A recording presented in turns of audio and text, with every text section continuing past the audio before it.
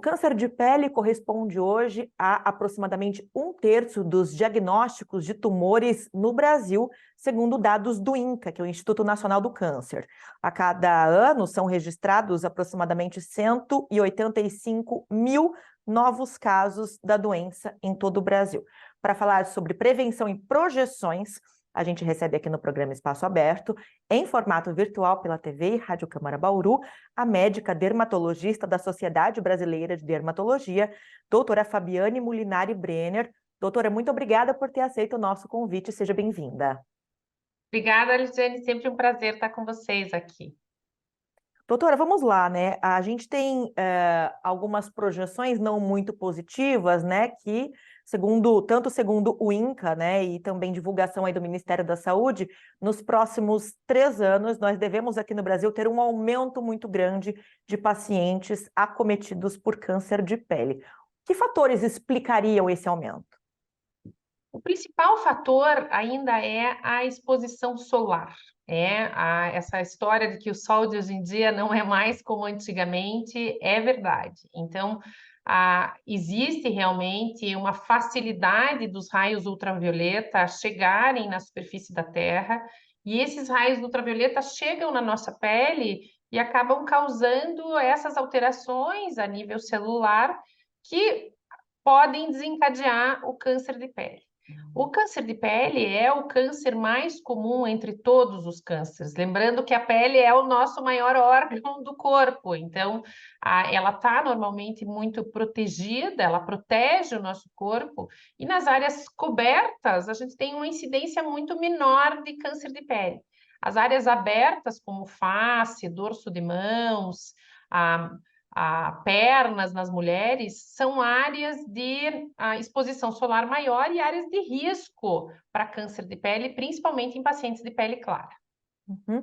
Quando a gente fala de áreas de risco, a gente pode também classificar os grupos de maior risco, além das pessoas com pele mais clara, como a senhora comentou, também aquelas pessoas que ficam expostas ao sol em suas atividades de trabalho diárias, por exemplo? Sem dúvida, eu acho que a exposição solar, não só no trabalho, mas como nas atividades de lazer, pacientes que têm por hábito velejar ou jogar algum esporte no sol, tem uma incidência maior. E lembrar que nem sempre o fator da cor da pele é o mais importante, mas são os pacientes que se queimam com muita facilidade. Então, pacientes de pele clara, olhos claros e que ficam vermelhos com muita facilidade. O tipo mais comum de câncer de pele é o carcinoma basocelular, mas a gente tem também o carcinoma espinocelular e o melanoma, que são as pintas pretas, e esses dois últimos eles têm uma chance maior de dar metástase ou de passar para outros órgãos. E estes podem acontecer também em áreas cobertas, então vale o alerta aí que nem somente em áreas expostas é que aparecem os cânceres de pele. Já que a senhora falou, né, sobre essa questão das pintas pretas, de que forma o câncer de pele pode se manifestar? Quais sinais merecem atenção? O tipo mais comum, que é o carcinoma basocelular, normalmente ele se manifesta através de feridas que não cicatrizam. São feridas que sangram com facilidade, não cicatrizam e aparecem em áreas mais expostas da face, V do decote e dorso de mãos. Essas são as áreas de predileção. Quando a gente fala dos outros cânceres de pele, então o carcinoma espinocelular, por exemplo, ele gosta muito da região ao redor da boca, e aí em pacientes que fumam, os tabagistas, né, os pacientes que fumam, têm mais chance do aparecimento do carcinoma espinocelular. E por último, o melanoma, que graças a Deus não é o mais frequente, né? Então, felizmente, ele não é o tumor de pele mais frequente, mas ele é sim o que mais dá metástase e o que mais tem uma mortalidade maior. Então, normalmente ele se manifesta aí por manchas escuras, pintas mesmo, que têm sangramento fácil ou que mudam no seu formato ou na sua cor. Então, nós costumamos dizer que existe um ABCD do melanoma. O A de assimetria, então pintas que não são simétricas, não se dividem corretamente.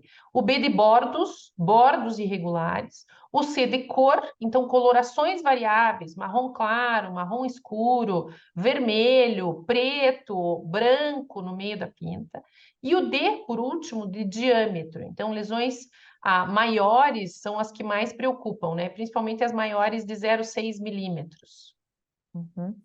Há uma informação divulgada pelo Ministério da Saúde que as pessoas com mais de 40 anos fazem parte de um perfil com maior número de diagnósticos de câncer de pele.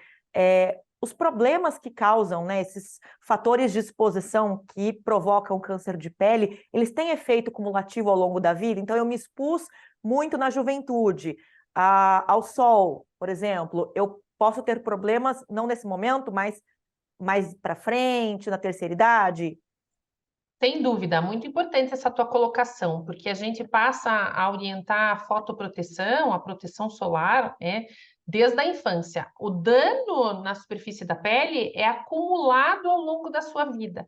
E existem alguns trabalhos científicos que mostram que 70% do sol que a gente toma na vida acontece até a segunda década de vida.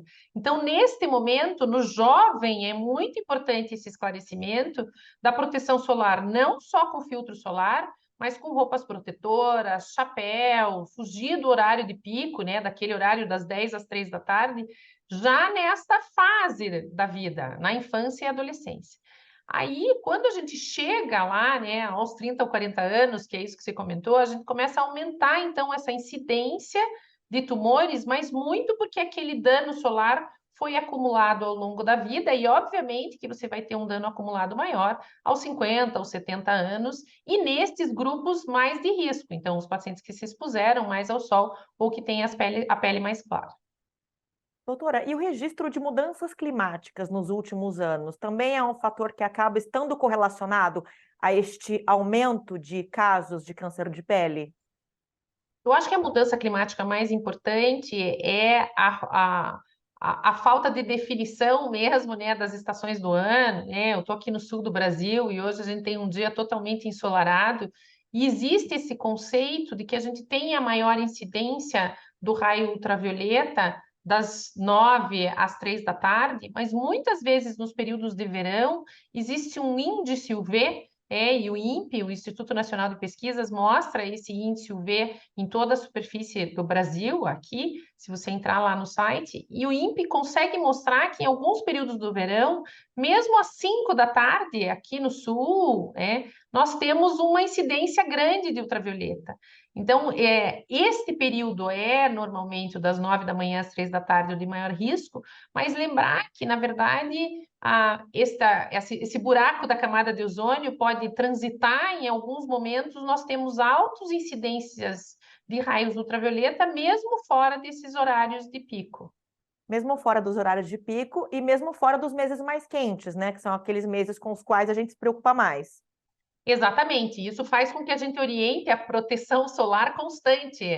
Mesmo nos períodos de inverno, nós devemos sim lembrar da proteção solar, do filtro solar para se expor ao sol, para sair de casa, e do chapéu, mesmo nos períodos em que a gente acha que está mais fria, as temperaturas estão mais baixas, nós temos ainda um índice ultravioleta e uma incidência de raios solares muito alta.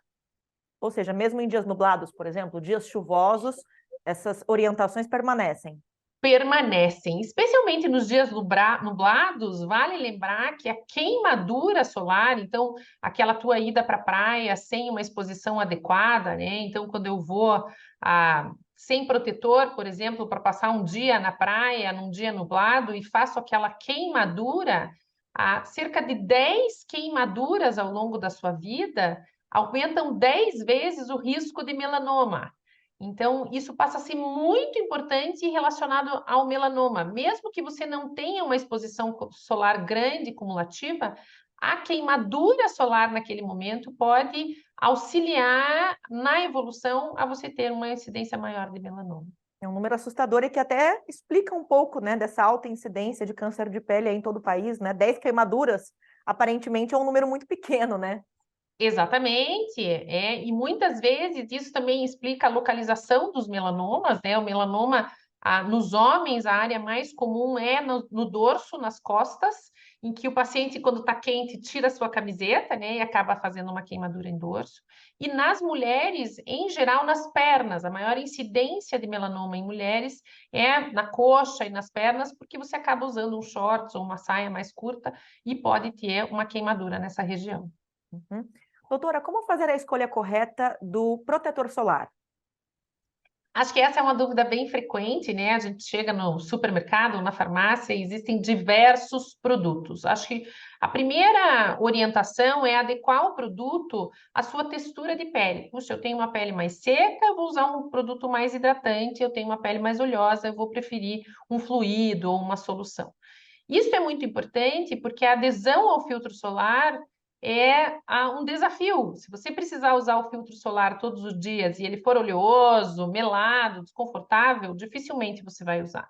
Então, o conforto é um ponto importante.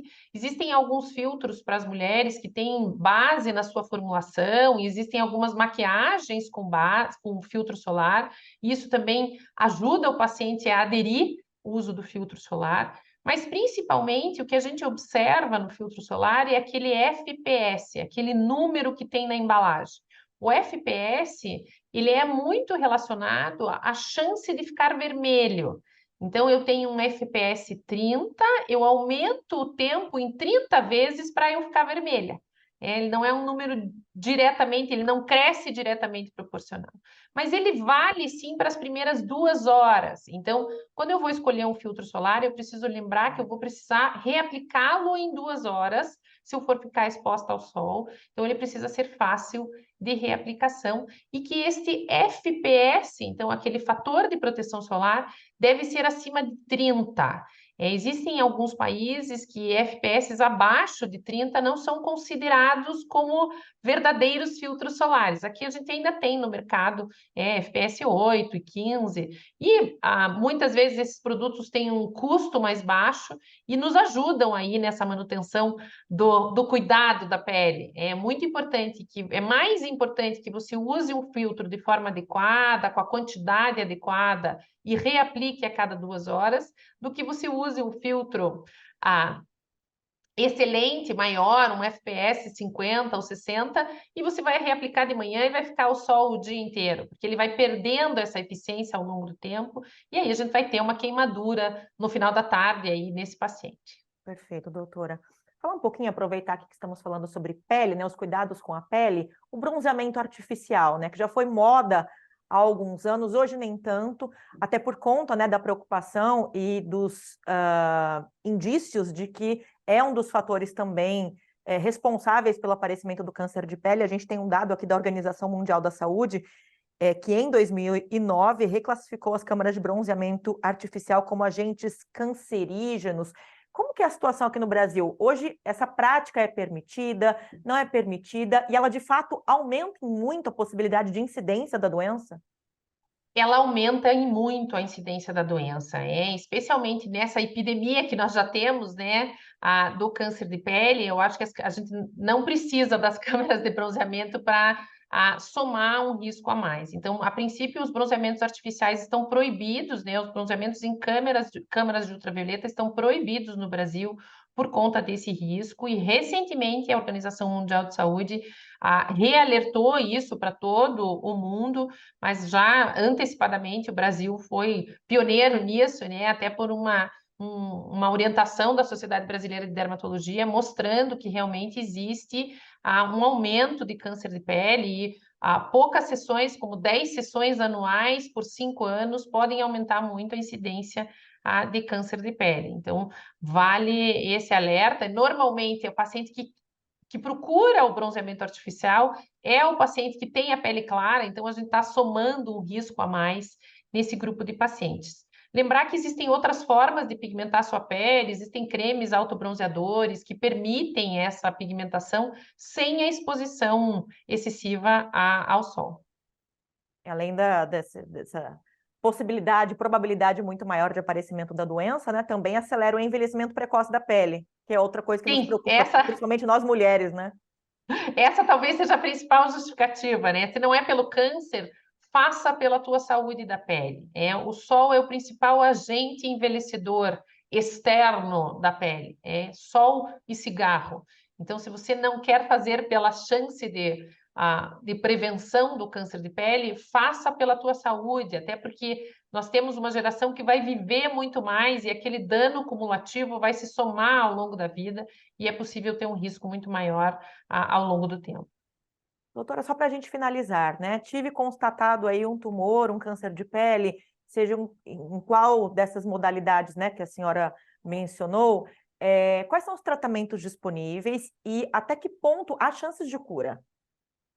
Muito importante alertar que esse tratamento é muitas vezes curativo, então 85% dos cânceres de pele são carcinomas basocelulares que são tratáveis com uma cirurgia. Então, o carcinoma basocelular é aquele que não dá metástase, dificilmente ele invade outros tecidos, e o dermatologista é capaz de tratar isso corretamente, cirurgias curativas com uma margem de segurança ao redor do tumor, resolvem esse tumor com altas incidências de cura mesmo. Em relação ao carcinoma espinocelular e ao melanoma, existe sim indicação cirúrgica, então a cirurgia é a primeira opção de tratamento.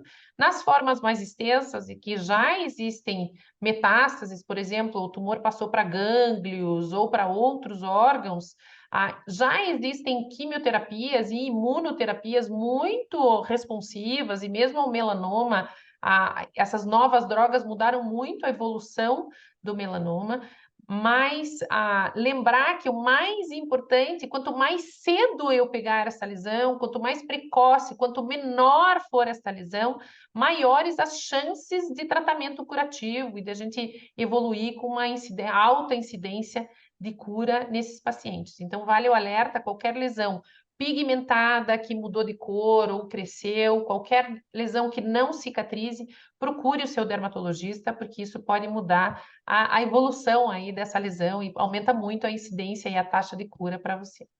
De qualquer forma, a visita regular também ao médico dermatologista é algo interessante, né? Um fator preventivo, né, doutora? Sem dúvida, especialmente para os pacientes que já tiveram tumores de pele e para os que têm história familiar de câncer de pele, um check-up, né, uma avaliação inicial dermatológica é recomendável. Se ele tem múltiplas pintas, né, se ele tem muitas pintas difíceis de seguir, também a gente orienta uma avaliação pelo dermatologista. Ok, maravilha de esclarecimentos aqui no programa Espaço Aberto com a doutora Fabiane Mulinari Brenner. Ela é médica dermatologista ligada à Sociedade Brasileira de Dermatologia. Gentilmente aceitou o nosso convite para este bate-papo, falando sobre prevenção, tratamento e essas projeções de crescimento aí de casos de incidência de cânceres de pele aqui no Brasil nos próximos anos. Doutora, mais uma vez, muito obrigada pela participação. Obrigada! Tchau, Eu tchau. agradeço você também que nos acompanhou aqui na TV e na Rádio Câmara. E lembro que este conteúdo fica disponível para você acessar pelo nosso canal no YouTube. Procure lá o TV Câmara Bauru. Até a próxima!